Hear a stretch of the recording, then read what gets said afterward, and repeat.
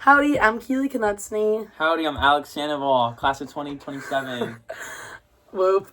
Okay, my first question for you, Alex.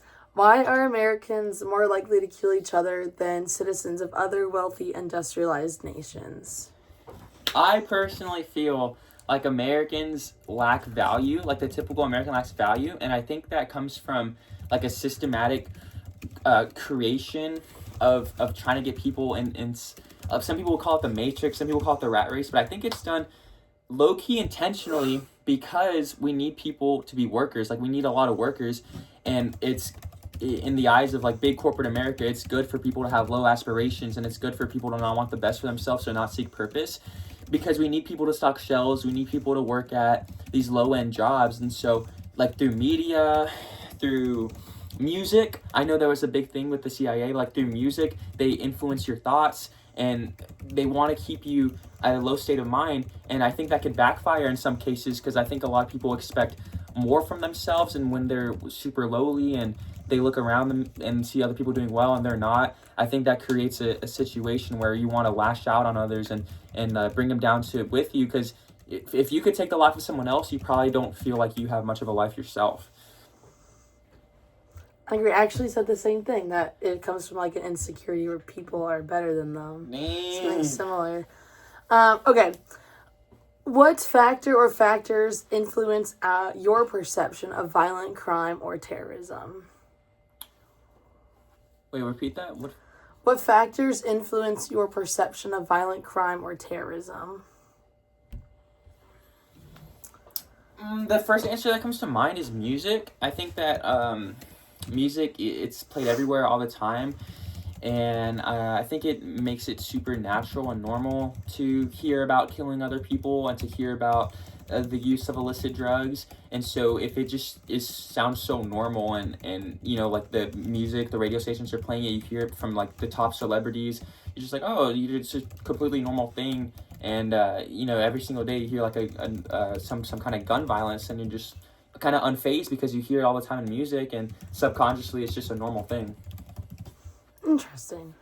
I like it. Okay, how does violent crime or terrorism affect you mentally, emotionally, and in your day-to-day life? Why?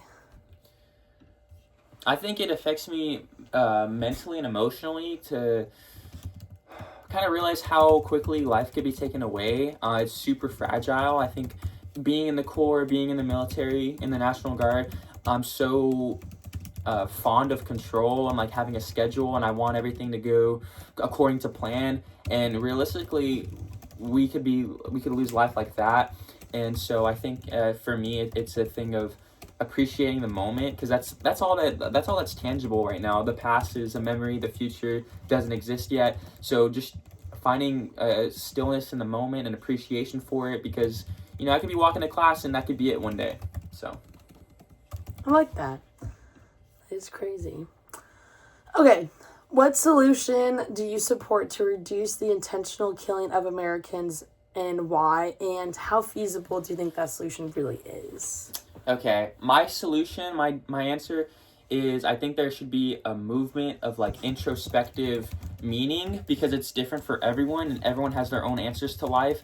And I don't think it's good to push one religion, one meaning. I don't think it's good to push one idea. I think the answers are in everyone's individual self, and is shaped by through their values as a child, their what they've experienced in elementary school and growing up. Everyone has different answers, and for me, the answer is in the moment, because that's all that I know is real, and like no one really knows what's real or not. So I think there should be a big movement of discovering the self and discovering who you are, because no one really knows who they are. How feasible is that? It's not feasible at all, really, because I don't think there's a big effort from young people to discover who they are, because I feel like there's this big illusion of like, oh, well, I'm in the Corps, so I'm a cadet, or I'm in a sorority, so I'm a sorority girl. Like everyone just wants to be a part of something, but no one wants to find out themselves.